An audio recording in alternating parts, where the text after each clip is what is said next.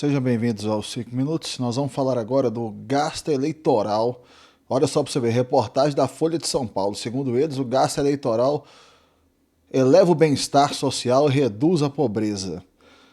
Então tudo se resolve com gasto eleitoral. Porém, agora ficou insustentável. Que agora não dá mais jeito, que vai estoporar as contas tudo e vai acabar com tudo. Então vamos ver aqui se realmente essa é uma realidade.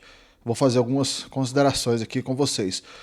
Queria agradecer a todo mundo que está se inscrevendo no canal. A gente acabou de passar 200 inscritos e eu quero agradecer a todos. Vamos tentar agora ver se a gente consegue alcançar os 300. Lembrando que o conteúdo aqui é liberal, conservador, de direita, libertário. Então vamos lá. Olha aqui a fala dele, daqui da Folha de São Paulo. Desigualdade gerou ao longo dos anos incentivos para candidatos aumentarem despesas. Funcionamento da máquina pública está comprometido por falta de investimento e pessoal. Para mim aqui já começou tudo errado, porque o investimento na máquina pública, para começo de conversa, que ela não deve investir nada. Porque todo investimento que tem público, ele é, via de regra, ineficiente. Mas vamos começar aqui a matéria. O Brasil atingiu taxas mínimas históricas de pobreza extrema e de desigualdade de renda em 2024, com uma profusão de programas sociais e serviços públicos que custam hoje 2,7 trilhões ao ano, ou 22% do PIB, mais do que a média de 21,2% dos países da OCDE, que reúne 38 nações de renda elevada. Então olha só para você ver. Quando você vê aqui a fala desse pessoal aqui de esquerda, o que parece? Parece que o Brasil está fazendo uma coisa maravilhosa, que a gente está investindo mais do que os países da OCDE, que os países da OCDE eles são de alta renda, mas nós é que estamos investindo melhor, nós é que estamos fazendo a coisa certa. No entanto, o que se caracteriza esses países da OCDE? Se caracteriza pela seguinte característica aqui, olha aqui para vocês verem. Não, aqui ó. Lista de países da OCDE. São esses aqui, ó. Alemanha, Austrália, Áustria, Bélgica, Canadá, Chile, Colômbia, Coreia do Sul, Costa Rica, Dinamarca, Espanha, Estados Unidos, Estônia, Eslováquia, Eslovênia, França, Finlândia, Grécia, Hungria, Irlanda, Islândia, Israel, Itália, Japão, Letônia, Lituânia, Luxemburgo, México, Noruega, Nova Zelândia, Países Baixos, Polônia, Portugal, Reino Unido, República Tcheca, Suécia, Suíça e Turquia. São esses países. Os únicos países que estão destacando aqui como sendo países que eu imagino que não são com uma qualidade de vida tão boa, é a Colômbia, Costa Rica. Esses outros aqui também são melhores do que o Brasil, mas não é tão bom, né? Estônia, Eslováquia, Eslovênia, né?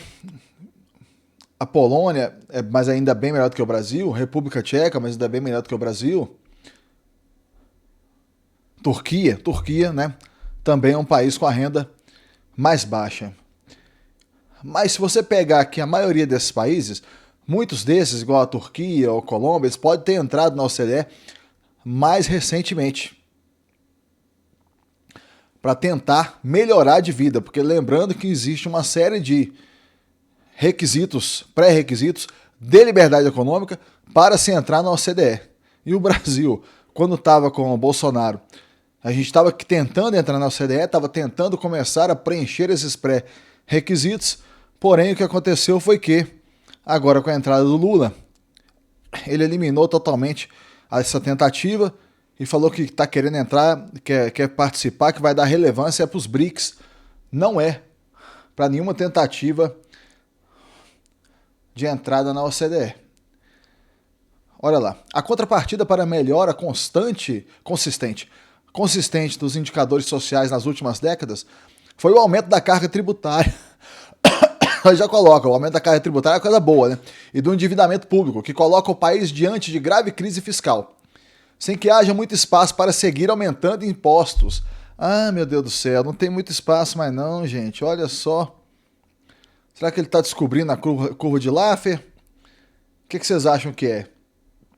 Eu acho que talvez ele pode estar descobrindo a curva de Laffer. Mas ele fala de um fenômeno aqui que é verdadeiro realmente, que é os políticos gastam para se eleger. Isso é um fato que ele coloca. Isso aqui com certeza é uma coisa real lá. Em todos os anos eleitorais, desde 1982, a taxa de pobreza no Brasil caiu, sobretudo pelo aumento da despesa pública. Isso demonstra, segundo especialistas, como é poderoso o incentivo político para ampliar gastos sociais com objetivos eleitorais em um país pobre e desigual.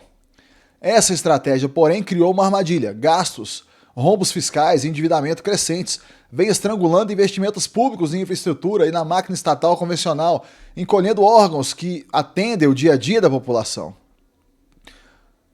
Trabalho do coordenador de acompanhamento de estudos da conjuntura do IPEA, Cláudio Hamilton dos Santos, detalha como um estado de bem-estar social foi sendo montado no Brasil a reboque de eleições, constituindo um welfare state tropical, em referência a conjuntos de programas comuns em países europeus. O Brasil não é o Brasil porque A ou B se elege. A ou B se elege porque o Brasil é o Brasil, de Santos. Realmente isso aí é uma explicação muito boa, né? Exatamente, porque o Brasil não é o Brasil porque A ou B se elege. Entendeu? O Brasil não é o Brasil porque o Lula se elegeu. O Lula se elegeu porque o Brasil é o Brasil. Entendem? Realmente. O aumento contínuo e insustentável de nossas despesas sociais não se dá por compulsão ou burrice, mas por uma necessidade eleitoral, pela preferência de uma maioria pobre por esse tipo de medida. Outro levantamento de longo prazo do economista Marcelo Neri, diretor da FGV Social, revela uma sequência de picos de atividade e queda na pobreza em anos eleitorais. A única exceção foi 2018, quando o então presidente Michel Temer não era candidato à reeleição. Ou seja, o que ele está colocando aqui? Está colocando o seguinte, que quando o camarada é candidato à reeleição, aí ele vai gastar pra caramba para poder tentar se reeleger. Quando ele não é candidato à reeleição, aí ele vai gastar, provavelmente no primeiro mandato, aí vai tentar se reeleger, vai ser candidato à reeleição.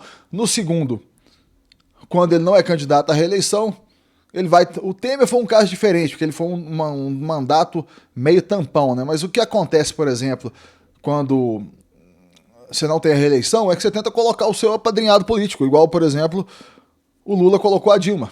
Então, o que ocorre, na verdade, é isso. Só tem que eu tava pensando sobre isso aqui quando eu li essa matéria, e o que eu tava raciocinando é o seguinte, esse cara coloca aqui essa questão da OCDE como se fosse uma coisa assim, olha gente, a gente tá fazendo aqui até melhor do que a OCDE, porém, o que ele deixa de considerar é isso que eu demonstrei para vocês. Se você coloca aqui os países da OCDE, tudo bem, que aqui tem vários países que não são aquela maravilha toda, né? Porém, a gente vai concordar que todos os países aqui estão melhor do que o Brasil. A gente tem que fazer um parênteses aqui, observar Colômbia e Costa Rica. Ok, mas mesmo esses outros países da Europa Oriental, Letônia, Lituânia, República Tcheca, né, e tudo mais, melhor do que o Brasil eles são. Vamos ver aqui quando a Colômbia entrou na OCDE. Entrada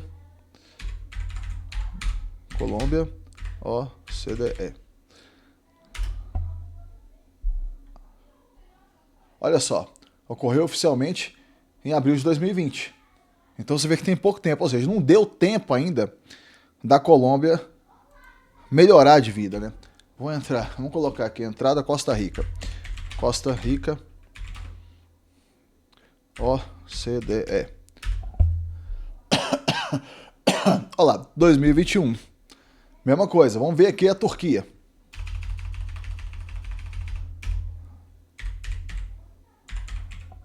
Turquia.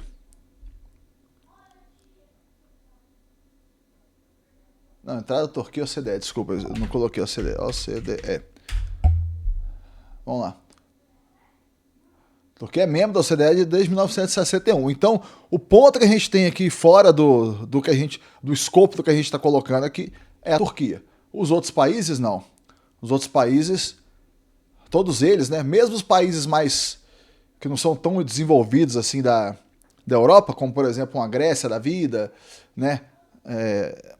Uma Itália, tudo mais, que não é aquela maravilha, né? Porque uma Itália é muito diferente de uma Dinamarca. Uma Grécia é muito diferente da Noruega. porém são países muito melhores do que o Brasil. Então não tem o mínimo cabimento o nosso amigo da matéria colocar uma questão dessa como se fosse uma questão, olha, estamos fazendo aqui gastos públicos, que maravilha que é a gente fazer gastos públicos aqui para promover a melhoria da população. Mas essa coisa que ele colocou, de que é a população que elege a pessoa, e que esse é o motivo do país ser como é, e não o fato da pessoa, não é a pessoa que torna o país aquilo que o país é, mas é o país que elege a pessoa, né? Como se fosse aquela coisa que ele estivesse falando assim, cada país tem o político que merece. Vamos lá. Embora com origens no início do século XX, o principal marco do estado de bem-estar social brasileiro é a Constituição de 88. Ela instituiu uma série de benefícios à população, levando, por exemplo, a criação do SUS, a educação universal e suas fontes de financiamento, além de programas como seguro-desemprego, BPC, benefício de prestação continuada. Aí vai falar aqui de ano 2000 e tudo mais, tal e tal. E tá falando aqui da carga tributária, que ela aumentou. A carga tributária aumentou. Mas isso que esse pessoal entrega pra gente, esse tipo de coisa, é só uma migalha final. A carga tributária aqui do Brasil aumentou, por quê? Porque para sustentar os benefícios desse monte de funcionários públicos de alto escalão e políticos que existem. Essa que é a realidade. Não estou falando dos funcionários públicos normais, trabalhadores, tudo mais e tal. Não, estou falando do funcionário público lá do judiciário, estou falando dos políticos do legislativo, estou falando dos políticos do executivo. Isso é que eu estou falando. Então, gasto eleitoral eleva bem-estar? Não. Reduz pobreza? Tampouco. Então não tem nada disso. Isso então é mais uma ilusão esquerdista. O que a gente vê nesses países da OCDE é o quê? É justamente liberdade econômica, que é a única coisa que gera riqueza historicamente comprovada. É isso aí, meus amigos. Quero agradecer a todos vocês que estão se inscrevendo aqui no canal novamente. Vamos agora em frente aos 300 inscritos. Muito obrigado a todos. Até o próximo vídeo.